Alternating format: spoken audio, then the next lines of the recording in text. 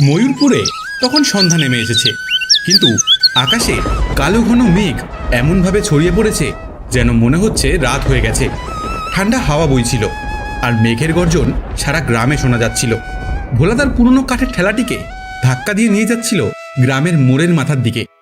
ভোলা খুব গরিব লোক ছিল, তার কাছে সম্বল বলতে একমাত্র এই ঠেলাটিই ছিল।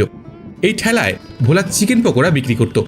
হে ভগবান, আজ যেন বৃষ্টি না হয়।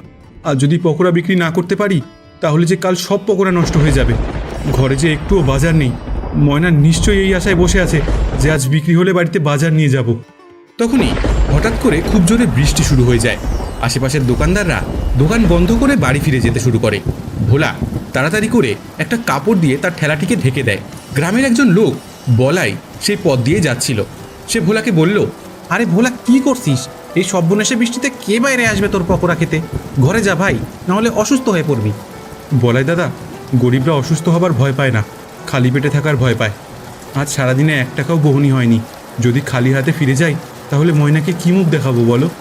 বৃষ্টি আরও জোরে শুরু হয় আর বলাই সেখান থেকে চলে যায়। ভোলা একটা গাছের নিচে দাঁড়িয়ে আকাশের দিকে তাকিয়েছিল।